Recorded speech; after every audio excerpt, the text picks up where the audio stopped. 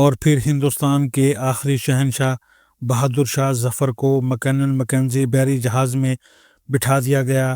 یہ جہاز 17 اکتوبر 1858 کو رنگون پہنچ گیا۔ شاہی خاندان کے 35 مرد اور خواتین بھی تاجدار ہند کے ساتھ تھیں۔ کیپٹن نیلسن ڈیوس رنگون کا انچارج تھا۔ وہ بندرگاہ پہنچا، اس نے بادشاہ اور اس کے حواریوں کو وصول کیا، رسید لکھ کر دی اور دنیا کی تیسری بڑی سلطنت کے آخری فرمانروا کو ساتھ لے کر اپنی رہائش گاہ پر آ گیا۔ نیلسن پریشان تھا۔ بہادر شاہ ظفر قیدی ہونے کے باوجود بادشاہ تھا اور نیلسن کا ضمیر گوارا نہیں کر رہا تھا وہ بیمار اور بوڑھے بادشاہ کو جیل میں پھینک دے، مگر رنگون میں کوئی ایسا مقام نہیں تھا جہاں بہادر شاہ ظفر کو رکھا جا سکتا۔ وہ رنگون میں پہلا جلا وطن بادشاہ تھا۔ نیلسن ڈیوس نے چند لمحے سوچا اور مسئلے کا دلچسپ حل نکال لیا۔ نیلسن نے اپنے گھر کا گیراج خالی کرایا اور تاجدار ہند، ضلع سبحانی اور تیموری لہو کے آخری چشم و چراغ کو اپنے گیراج میں قید کر دیا۔ بہادر شاہ ظفر 17 اکتوبر 1858 کو اس گیراج میں پہنچا اور 7 نومبر 1862 تک 4 سال وہاں رہا۔ بہادر شاہ ظفر نے اپنی مشہور زمانہ غزل "لگتا نہیں ہے دل میرا اجڑے دیار میں، کس کی بنی ہے عالم ناپائیدار میں" اور "کتنا بدنصیب ہے ظفر دفن کے لیے، 2 گز زمین بھی نہ ملی کوئے یار میں" اسی گیراج میں لکھی تھی۔ یہ 7 نومبر کا خنک دن تھا اور سن تھا 1862۔ بدنصیب بادشاہ کی خادمہ نے شدید پریشانی میں کیپٹن نیلسن ڈیوس کے دروازے پر دستک دی۔ اندر سے اردلی نے برمی زبان میں اس بدتمیزی کی وجہ پوچھی۔ خادمہ نے ٹوٹی پھوٹی برمی میں جواب دیا، "ضلع سبحانی کا سانس اکھڑ رہا ہے"۔ اردلی نے جواب دیا، "صاحب کتے کو کنگھی کر رہے ہیں، میں انہیں ڈسٹرب نہیں کر سکتا"۔ خادمہ نے اونچی آواز میں رونا شروع کر دیا۔ اردلی اسے چپ کرانے لگا، مگر آواز نیلسن تک پہنچ گئی۔ وہ غصے میں باہر نکلا۔ خادمہ نے نیلسن کو دیکھا تو وہ اس کے پاؤں میں گر گئی۔ وہ مرتے ہوئے بادشاہ کے لیے گیراج کی کھڑکی کھلوانا چاہتی تھی۔ بادشاہ موت سے پہلے آزاد اور کھلی ہوا کا ایک گھونٹ بھرنا چاہتا تھا۔ نیلسن نے اپنا پسٹل اٹھایا، گارڈز کو ساتھ لیا، گیراج میں داخل ہو گیا۔ بادشاہ کی آخری آرام گاہ کے اندر بو، موت کا سکوت اور اندھیرا تھا۔ اردلی لیمپ لے کر بادشاہ کے سرہانے کھڑا ہو گیا۔ نیلسن آگے بڑھا۔ بادشاہ کا کمبل آدھا بستر پر تھا اور آدھا فرش پر۔ اس کا ننگا سر تکیے پر تھا، لیکن گردن ڈھلکی ہوئی تھی۔ آنکھوں کے ڈیلے پپوٹوں کی حدوں سے باہر ابل رہے تھے۔ گردن کی رگیں پھولی ہوئی تھیں اور خشک زرد ہونٹوں پر مکھیاں بھن بھنا رہی تھیں۔ نیلسن نے زندگی میں ہزاروں چہرے دیکھے تھے، لیکن اس نے کسی چہرے پر اتنی بے چارگی، اتنی غریب الوطنی نہیں دیکھی تھی۔ وہ کسی بادشاہ کا چہرہ نہیں تھا، وہ دنیا کے سب سے بڑے بھکاری کا چہرہ تھا، اور اس کے چہرے پر ایک آزاد سانس، جی ہاں، صرف ایک آزاد سانس کی اپیل تحریر تھی، اور یہ اپیل پرانے کنویں کی دیوار سے لپٹی کائی کی طرح ہر دیکھنے والی آنکھ کو اپنی گرفت میں لے لیتی تھی۔ کیپٹن نیلسن نے بادشاہ کی گردن پر ہاتھ رکھا۔ زندگی کے قافلے کو رگوں کے جنگل سے گزرے مدت ہو چکی تھی۔ ہندوستان کا آخری بادشاہ زندگی کی حد عبور کر چکا تھا۔ نیلسن نے لواحقین کو بلانے کا حکم دیا۔ لواحقین تھے ہی کتنے، ایک شہزادہ جمع بخت اور دوسرا اس کا استاد حافظ محمد ابراہیم دہلوی۔ وہ دونوں آئے، انہوں نے بادشاہ کو غسل دیا، کفن پہنایا اور جیسے تیسے بادشاہ کی نماز جنازہ پڑھی۔ قبر کا مرحلہ آیا تو پورے رنگون شہر میں آخری تاجدار ہند کے لیے 2 گز زمین دستیاب نہیں تھی۔ نیلسن نے سرکاری رہائش گاہ کے احاطے میں قبر کھدوائی اور بادشاہ کو خیرات میں ملی ہوئی مٹی میں دفن کر دیا۔ قبر پر پانی کا چھڑکاؤ ہو رہا تھا۔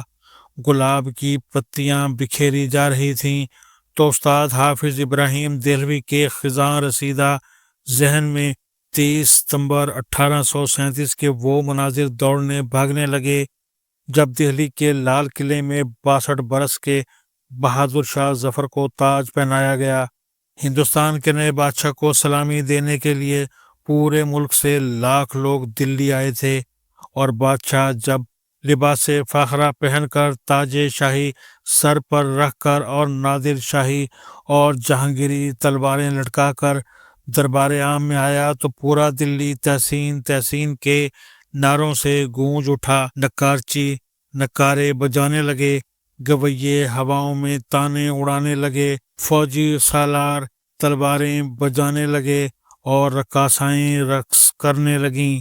استاد حافظ محمد ابراہیم دہلوی کو یاد تھا بہادر شاہ ظفر کی تاج پوشی کا جشن 7 دن جاری رہا، اور ان 7 دنوں میں دلی کے لوگوں کو شاہی محل سے کھانا کھلایا گیا، مگر 7 نومبر 1862 کی اس ٹھنڈی اور بے مہر صبح بادشاہ کی قبر کو ایک خوش الہان کاری تک نصیب نہیں تھا۔ استاد حافظ محمد ابراہیم دہلوی کی آنکھوں میں آنسو آ گئے۔ اس نے جوتے اتارے، بادشاہ کی قبر کی پائنتی میں کھڑا ہوا اور سورۃ توبہ کی تلاوت شروع کر دی۔ حافظ ابراہیم دہلوی کے گلے سے سوز کے دریا بہنے لگے۔ یہ قرآن مجید کی تلاوت کا اعجاز تھا یا پھر استاد ابراہیم دہلوی کے گلے کا سوز؟ کیپٹن نیلسن ڈیوس کی آنکھوں میں آنسو آ گئے۔ اس نے ہاتھ اٹھایا اور اس غریب الوطن قبر کو سیلوٹ پیش کر دیا، اور اس آخری سیلوٹ کے ساتھ ہی مغل سلطنت کا سورج ہمیشہ ہمیشہ کے لیے غروب ہو گیا۔ آپ اگر کبھی رنگون جائیں تو آپ کو ڈیگن ٹاؤن شپ کی کچی گلیوں کی بدبودار جھگیوں میں آج بھی بہادر شاہ ظفر کی نسل کے خاندان مل جائیں گے۔ یہ آخری مغل شاہ کی اصل اولاد ہیں، مگر یہ اولاد آج سرکار کے وظیفے پر چل رہی ہے۔ یہ کچی زمین پر سوتی ہے، ننگے پاؤں پھرتی ہے، مانگ کر کھاتی ہے، اور ٹین کے کنستروں میں سرکاری نل سے پانی بھرتی ہے، مگر یہ لوگ اس قسم پرسی کے باوجود خود کو شہزادے اور شہزادیاں کہتے ہیں۔ یہ لوگوں کو عہد رفتہ کی داستانیں سناتے ہیں، اور لوگ کہے لگا کر رنگون کی گلیوں میں گم ہو جاتے ہیں۔ یہ لوگ، یہ شہزادے اور شہزادیاں کون ہیں؟ یہ ہندوستان کے آخری بادشاہ کی سیاسی غلطیاں ہیں۔ بادشاہ نے اپنے گرد نااہل، خوش آمدی اور کرپٹ لوگوں کا لشکر جمع کر لیا تھا۔ یہ لوگ بادشاہ کی آنکھیں بھی تھے، اس کے کان بھی، اور اس کا ضمیر بھی۔ بادشاہ کے 2 بیٹوں نے سلطنت آپس میں تقسیم کر لی تھی۔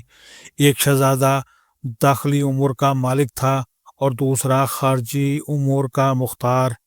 دونوں کے درمیان لڑائی بھی چلتی رہتی تھی، اور بادشاہ ان دونوں کی ہر غلطی، ہر کوتاہی معاف کر دیتا تھا۔ عوام کی حالت انتہائی نگفتہ بے تھی۔ مہنگائی آسمان کو چھو رہی تھی، خوراک منڈیوں سے کٹائی کے موسموں میں غائب ہو جاتی تھی۔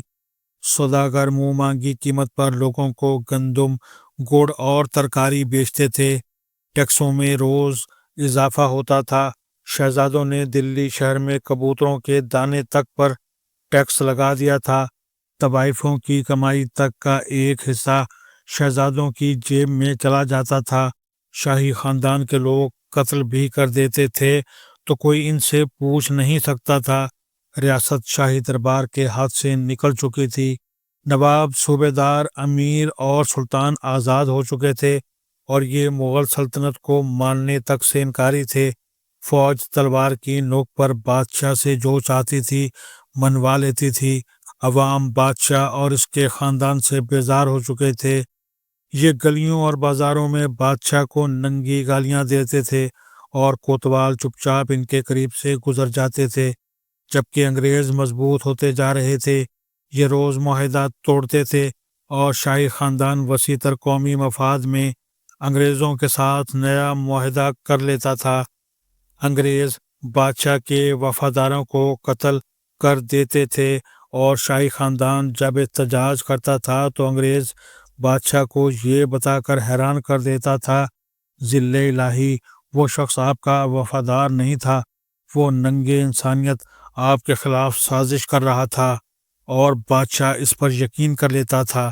بادشاہ نے طویل عرصے تک اپنی فوج بھی ٹیسٹ نہیں کی تھی، چنانچہ جب لڑنے کا وقت آیا تو فوجیوں سے تلواریں تک نہ اٹھائی گئیں۔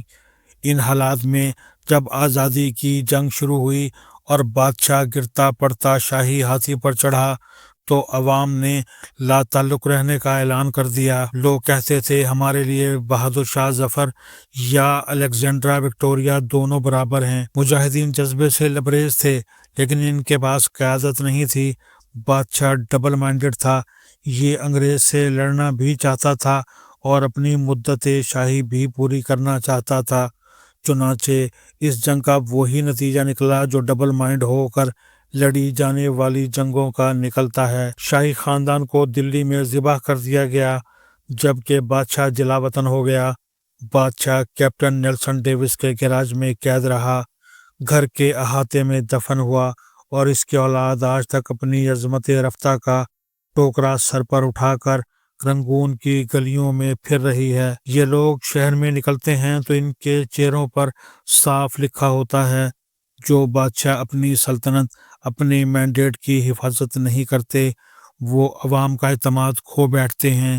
ان کی اولادیں اسی طرح گلیوں میں خوار ہوتی ہیں، یہ عبرت کا کشکول بن کر اسی طرح تاریخ کے چوک میں بھیک مانگتی ہیں، لیکن ہمارے حکمرانوں کو یہ حقیقت سمجھ نہیں آتی، یہ خود کو بہادر شاہ ظفر سے بڑا بادشاہ سمجھنے لگتے ہیں۔